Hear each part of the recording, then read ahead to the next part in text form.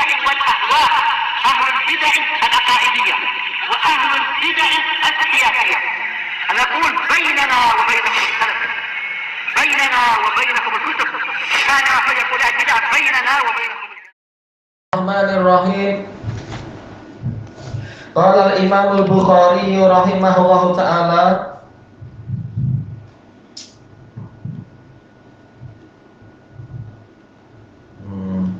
sekarang kita masuk ke apa kah? Kenapa? Masuk ke 21. Oh ya, yang semalam 20 Pak ya, sudah selesai. Baik. Yang semalam ada informasi bagus, ana lupa untuk menyebutkan Muhammad bin Salam Al-Bukhari, guru dari Imam Bukhari. Ini juga disebutkan dalam biografinya, itu disebutkan oleh Al-Karmani, termasuk yang hadir di majelis beliau adalah para jin. Baik. Dan juga memang disebutkan oleh Khatib Al-Baghdadi di sebagian biografi di kitab Al-Jami' li Akhlaqir Rawi, sebagian jin juga ada yang jadi muhaddisin dan hadir di majelis ilmu. Jadi keadaan jin seperti kita manusia, ada yang sibuk belajar, ada yang sibuk main sihir. Nah, jin pun seperti itu, ada yang sibuk belajar ilmu hadis, ada juga yang malah sibuk untuk kerjasama dengan penyihir, mengganggu kedai orang, lain-lain. Nah, yang hadir di majelis Imam Muhammad bin Salam Al-Bukhari ini jin-jin yang ikut belajar ilmu hadis. Baik, nah, kita berharap walaupun majelis kita sederhana, ada dari saudara-saudara kita jin yang ikut mengambil faedah juga. Kita dapat pahala insya Allah membantu menyelenggarakan majelis kecil-kecilan sesederhana ini. Baik. Sekarang kita masuk kepada bab yang ke-14. Qala al-Imam al-Bukhari rahimahullah, al-babur rabi'a asyar, bab yang ke-14, bab man kariha ayyauda fil kufr, tentang orang yang membenci untuk kembali kepada kekufuran. Kama yakrahu ayyulqa finnar, sebagaimana dia benci untuk dilemparkan ke dalam api. Kata beliau, minal iman, ini bagian dari keimanan. Baik, hadis ini isyarat kepada hadis yang pernah kita lewati. Hadis yang mana itu ya? Yaitu hadis ke-16. Salasun man kunna dan seterusnya itu. Imam Al-Bukhari memasukkan itu dalam bab ke-9, bab halawatul iman. Nah, sekarang kenapa beliau mengulang lagi ini di dalam kitab yang sama, yaitu Kitabul Iman? Jadi ada tujuan yang lain. Kalau bab ke-9, hadis yang ke-16 itu bab halawatil iman, intinya Imam Bukhari ingin menerangkan bahwasanya keimanan itu memiliki rasa manis, akan dicapai oleh orang yang memenuhi syarat, yaitu 3 syarat. Dia akan mencapai sesuatu yang keumuman manusia tidak akan mendapatkan itu, manisnya iman. Berapa banyak orang yang menanam suatu tanaman tertentu, namun karena tidak memberikan pengairan yang cukup, perawatan yang cukup, dan sebagainya, mungkin makanan juga tidak cukup untuk tanaman itu, maka dia tidak mencapai buah yang manis. Hasilnya jadi sangat kurang, atau bahkan layu sebelum berkembang dan sebagainya. Tapi kalau syarat-syarat terpenuhi, akan didapatkan hasil yang luar biasa. Nah, itulah tanaman iman, dia akan mendapatkan manisnya buah keimanan. Adapun untuk bab yang baru ini, bab yang ke-14, Imam Bukhari ingin menekankan bahwasanya rasa benci kepada kekufuran itu bagian dari iman. Baik. Bahkan saking kuatnya iman dia sampai-sampai walaupun dia itu mau hendak dibakar, dia lebih memilih dibakar daripada dia murtad.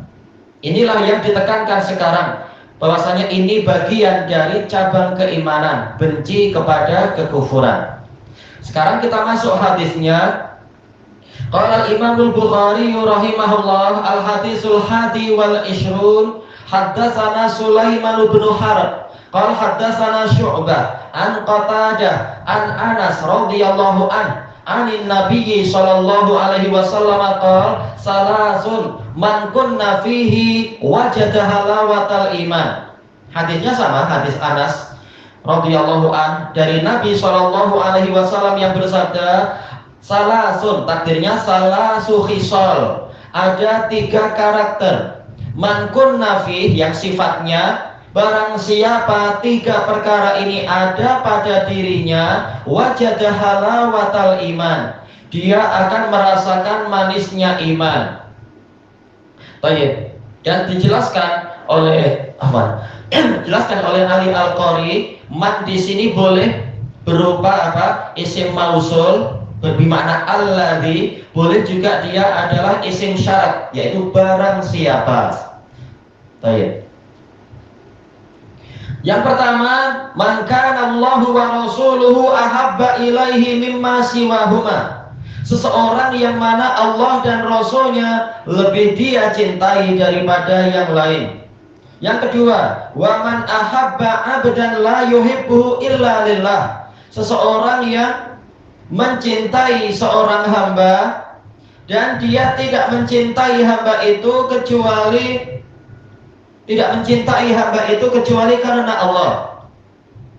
Wa man yakrahu ay ya'uda fil kufr ba'da id anqadahu Allah kama yakrahu ay yulqa finnar. Yang ketiga adalah orang yang membenci untuk kembali kepada kekufuran setelah Allah menyelamatkan dia, sebagaimana dia membenci untuk dilemparkan ke dalam api. Baik.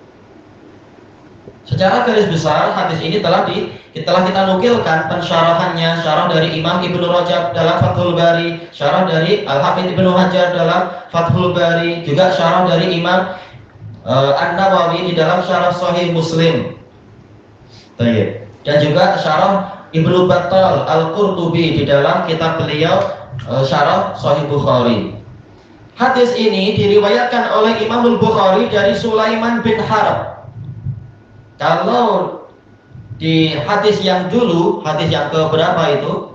Yang ke-16, Imam Bukhari meriwayatkan dari Muhammad ibnul Musanna Abu Bakar Al-Basri. Nah, kalau sekarang ini juga ulama Basrah. Memang Basrah waktu itu penuh dengan ulama hebat. Sekarang siapa? Sulaiman bin Harb. Beliau Abu Ayyub Sulaiman bin Harb Al-Basri.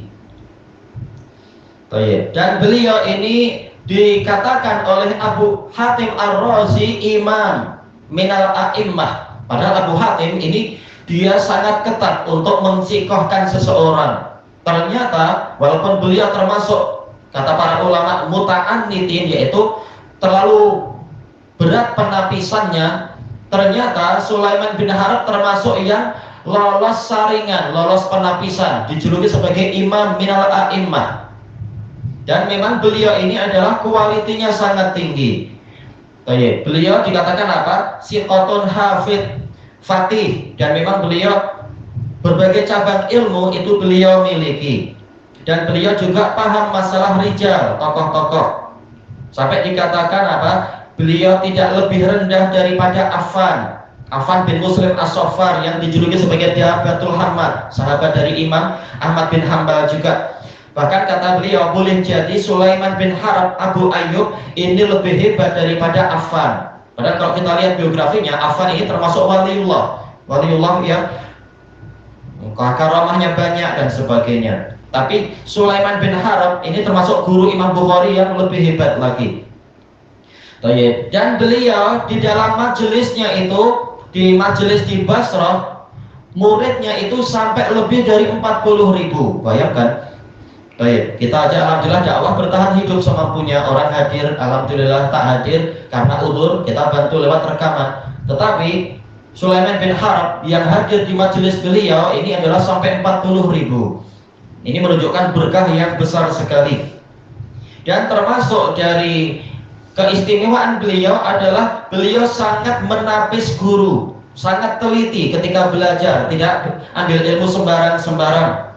Sampai-sampai dikatakan oleh Abu Hatim Ar-Razi, barang siapa diambil ilmunya oleh Sulaiman bin Harb, menjadi guru bagi Sulaiman bin Harb, berarti dia sikoh. Karena memang Sulaiman bin Harb ini sangat meneliti guru. Sebelum belajar dia tengok dulu, ini layak tidak jadi guru, daripada waktu saya habis sia-sia.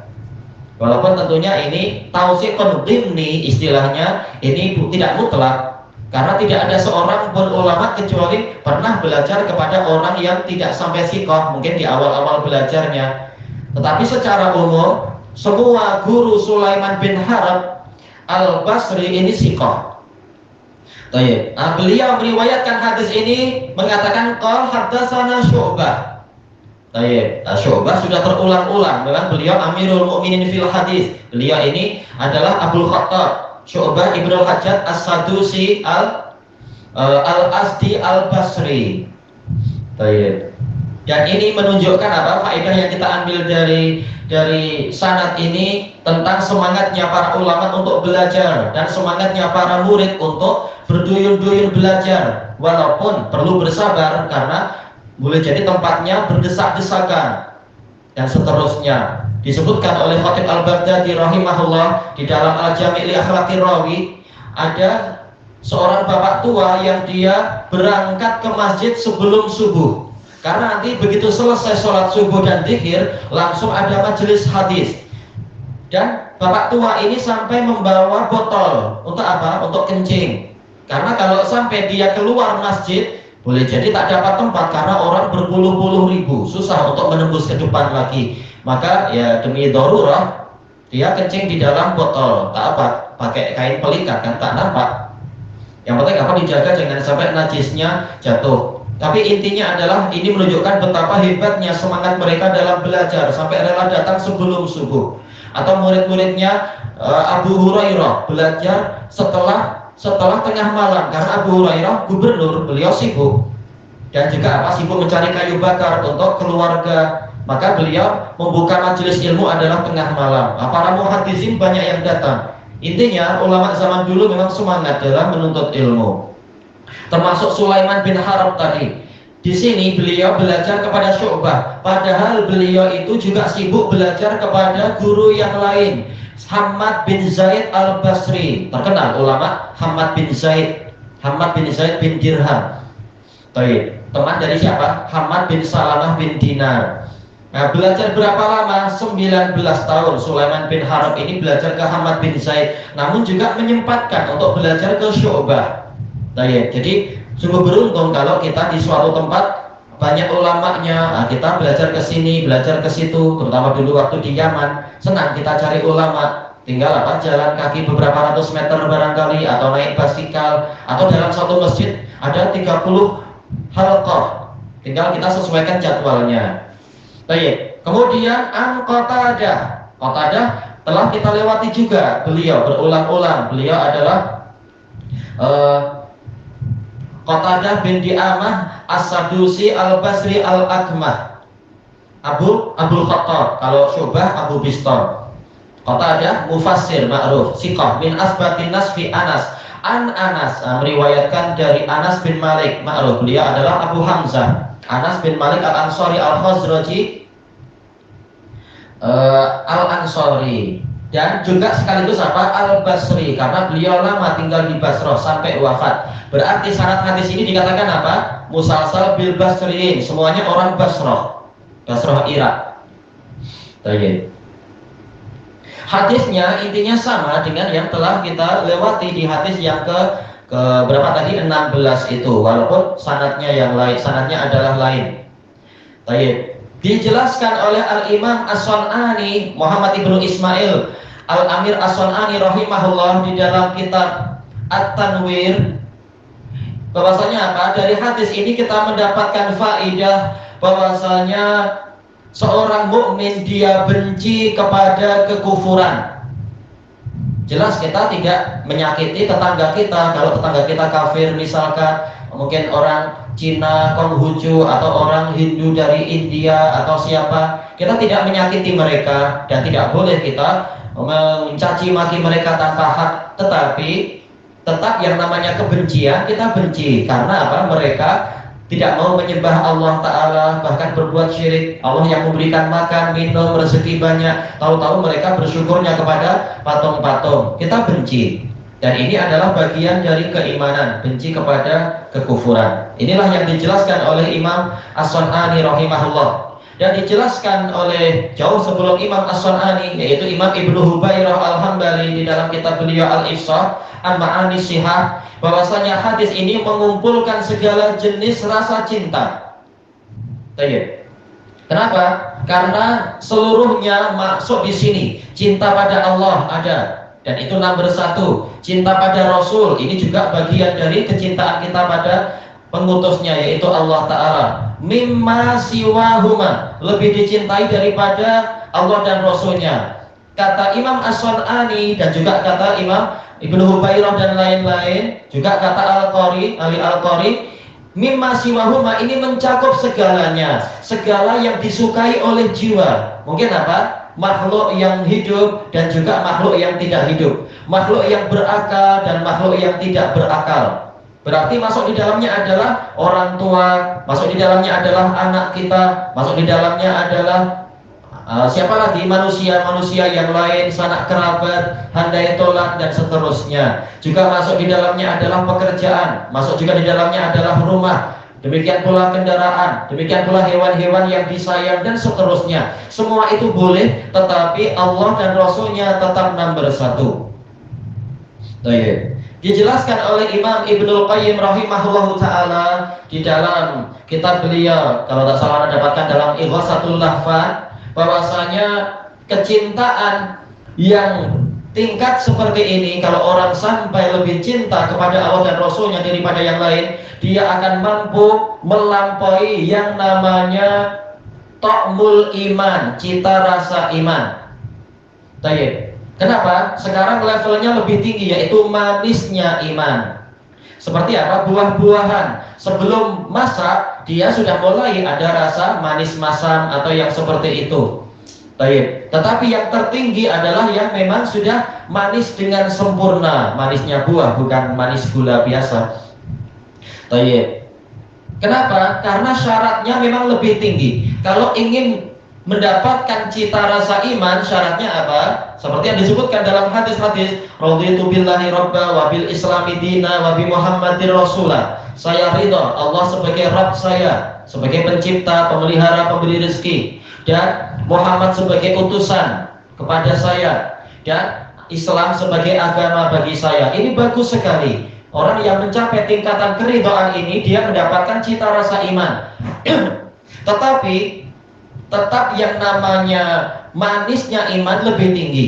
Kenapa? Karena kalau cita rasa iman ini syaratnya apa tadi? Ridho Allah sebagai Rabb, yaitu masalah rububiyah. Sementara yang lebih tinggi dari itu adalah uluhiyah. Makanya syaratnya lebih tinggi, yaitu Allah dan Rasulnya lebih dia cintai daripada yang lain. Ini tauhid uluhiyah. Dibuktikan kata Imam Ibnul Qayyim, ketika ada pertentangan, orang tua menyuruh maksiat, nah, mana yang lebih kita utamakan, Allah ataukah orang tua? Nah, ini adalah tauhid uluhiyah di sini. Kita menyembah Allah ataukah menyembah orang tua? Demikian pula yang lain-lain.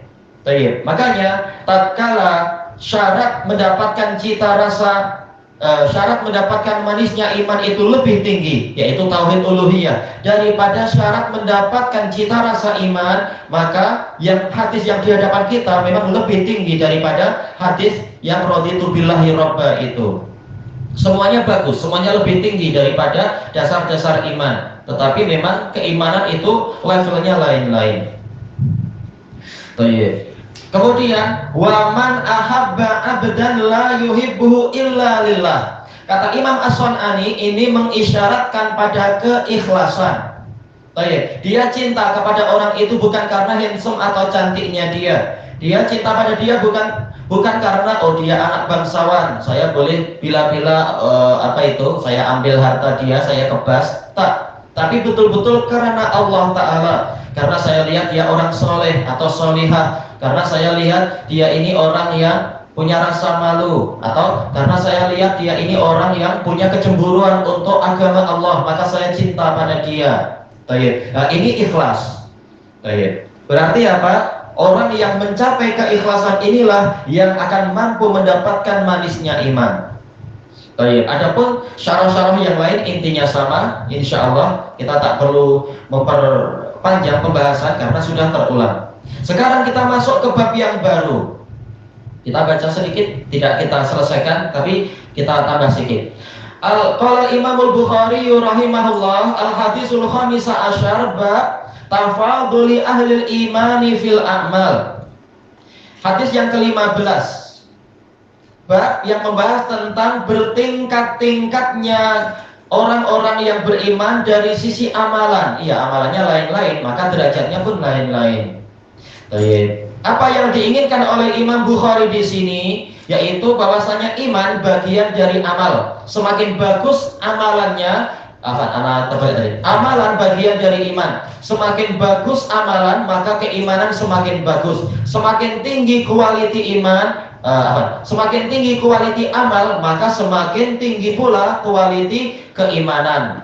Dan kita tahu bahwasanya Allah Ta'ala telah berfirman, walikullin darajatum mimma amilu. Setiap orang akan mendapatkan derajat-derajat sebagai hasil dari yang mereka amalkan. Semakin bagus amalan, maka semakin tinggi kualiti iman. Semakin tinggi kualiti iman, semakin tinggi pula kualiti derajat dia di surga.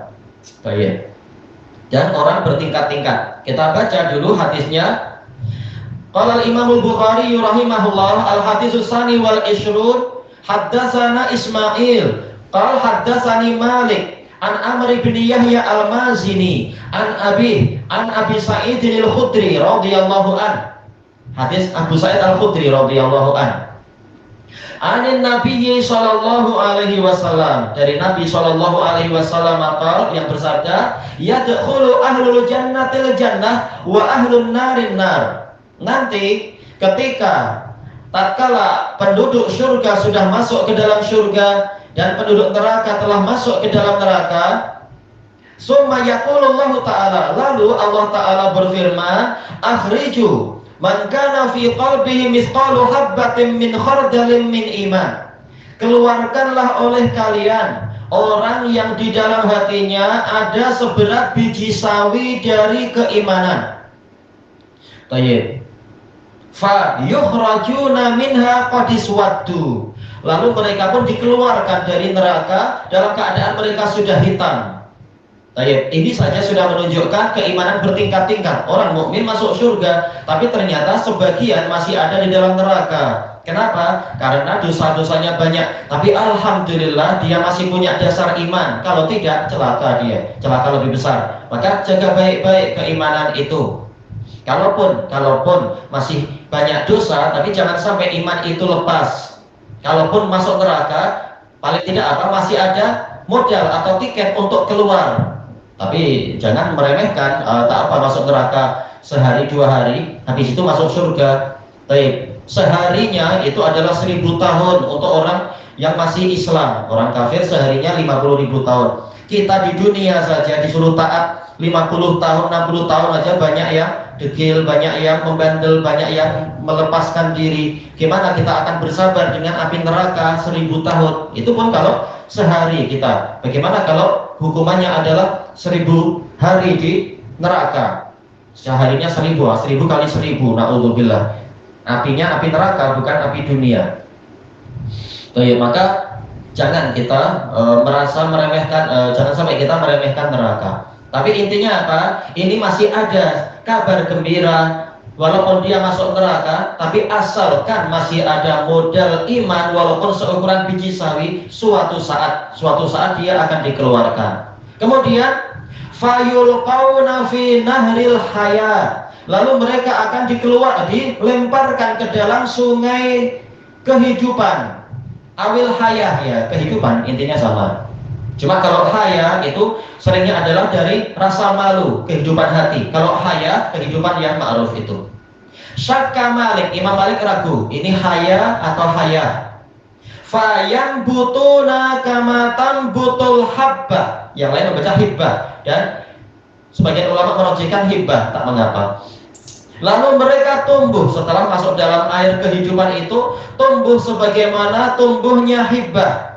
Maksudnya adalah apa? Tanaman yang seperti kecambah, seperti tauge itu, yang begitu kena air cukup kemudian terkena pancaran matahari, dia akan senang untuk terbelah lalu tumbuh dia.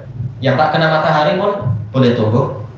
Fejani bisail, di tepi-tepi di tepi banjir, air bah yang membawa benih-benih itu. Alantara annaha tahruju safra'a multawiyah. Apakah engkau, boleh jadi yang diajak bicara Abu Sa'id Al-Khudri, apakah engkau tidak melihat bahwasanya biji-bijian tadi yang kemudian keluar kecambahnya macam tauge itu, dia warnanya kuning dan multawiyah, yaitu meliuk-liuk, tidak langsung tegak tapi agak bengkok-bengkok dia, macam spiral dan sebagainya.